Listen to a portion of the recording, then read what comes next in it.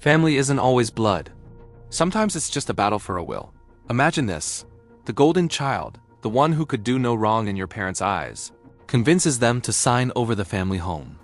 Just like that, years of memories, your entire childhood, are handed over.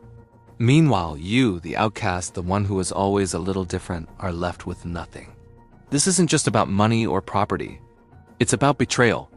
It's about your legacy being stolen. But what if the story doesn't end there? What if the outcast sibling decides to play the long game? A game not of revenge, but of justice. A game to reclaim what was rightfully theirs, not through anger, but through strategy. Let's dive into this story of a blood feud, where inheritance becomes the ultimate betrayal. At the heart of it all is the will, or in this case, the false will. The golden child, let's call him Alex, used his charm and influence to manipulate the aging parents. He presented a narrative that he was the only one who truly cared, the only one deserving of the family home. He probably spun tales of how his sibling, let's call her Sarah, was irresponsible and would just squander the inheritance. The parents, perhaps not in their right minds, signed the papers, believing they were securing their legacy. But what they really did was light the fuse on a family time bomb. Sarah discovered this deception too late. The home was gone, legally transferred to Alex. The hidden truth was that Alex had been planting these seeds of doubt for years, slowly isolating the parents and poisoning their perception of Sarah. This wasn't just a legal maneuver. It was deep psychological warfare. Think about the dynamics in your own family. There are always subtle currents, unspoken rivalries, and perceived favorites. Alex weaponized this. He played on the parents' fears of being alone in their old age, positioning himself as their savior. He made Sarah feel like an intruder in her own family, questioning her own worth and her relationship with her parents. Every family gathering became a battlefield. Every phone call was a strategic move. For Sarah, the emotional toll was immense. She was grieving not just the loss of her home, but the loss of her family as she knew it. The betrayal cut deeper than any legal document ever could. It was a calculated campaign to erase her from the family history. But Sarah was not one to be defeated. She was heartbroken, yes, but she was also incredibly smart. She knew a direct legal challenge would be costly, lengthy, and would likely tear the family apart even further. So she chose a different path. She decided to play the long game. She watched Alex from a distance. She saw him living lavishly in the family home, treating it not as a cherished legacy but as his personal cash machine. He was renovating, buying expensive things, and showing off his newfound wealth. He believed he had won. He was the golden child who finally got his golden prize. He had no idea he was walking right into a trap. Sarah wasn't plotting revenge in the traditional sense. She was setting up a chessboard, and she was about to make her first move. Here's where the brilliance of Sarah's plan comes into play. She knew Alex was not good with money. He was all style, no substance. He had the house, a huge asset, but he had very little liquid cash. So what did he do? He took out a massive mortgage against the house, a home equity line of credit, to fund his extravagant lifestyle. He saw the house as a bottomless pit of money. This was the debt trap.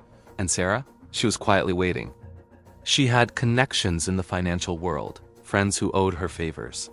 She arranged for a third-party investment company, one that she secretly controlled, to buy that debt from the bank. The bank was happy to offload the risk, and Alex was completely oblivious.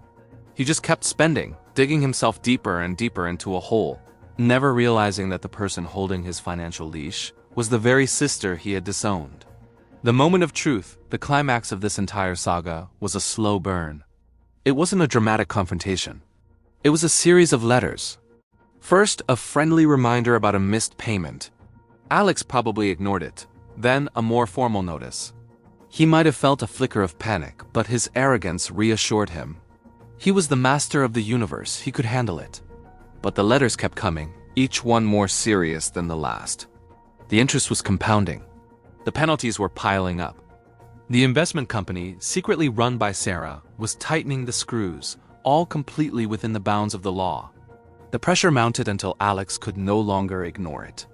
He tried to refinance, but his credit was shot. He tried to sell some of his expensive toys, but they had depreciated in value. Finally, the day came when Alex had to face the music. He looked at his bank accounts, at the mountain of bills, at the foreclosure notice from the investment company. And in that moment, the golden child, the victor, the heir to the kingdom, realized he was broke. Utterly and completely broke. The grand house, the symbol of his victory, was now his prison. The debt was so large that even selling the house wouldn't be enough to cover it. He had taken a priceless family heirloom and turned it into a worthless pile of debt. The irony was crushing. The very thing he had stolen was now the instrument of his downfall. He had been so focused on winning the battle that he never saw he was losing the war. And so we come to the final act, reclaiming the home, one brick at a time. The investment company, Sarah's company, foreclosed on the property. At the auction, there was only one serious bidder. A representative from that same company.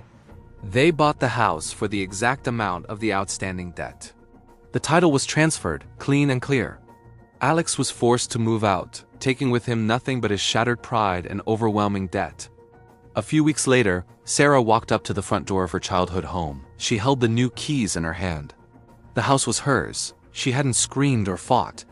She hadn't engaged in petty arguments. She had used her intelligence, her patience, and her understanding of her brother's fatal flaw, his greed, to reclaim her legacy. This wasn't about the money. Sarah could have built her own life, bought her own house. This was about justice. It was about honoring her parents' true legacy, not the one twisted by manipulation and greed. She began the slow process of restoring the home, not just its physical structure, but its spirit. She filled it with love, with memories, with the warmth that had been stripped away. She reclaimed her history, her place in the family tree. The story serves as a powerful reminder. Sometimes the greatest victories aren't won with a loud bang, but with a quiet, calculated, and brilliantly executed plan. It shows that true strength isn't about how loudly you can shout, but how long you are willing to wait for the perfect moment to make your move. What do you think about Sarah's strategy? Was it a brilliant act of justice or a cold, calculated revenge? Let me know your thoughts in the comments below. And if you have a story about family drama and inheritance, I'd love to hear it. This stuff is more fascinating than any scripted TV show. Thanks for watching, and don't forget to like and subscribe for more true stories about the complexities of human nature. See you next time.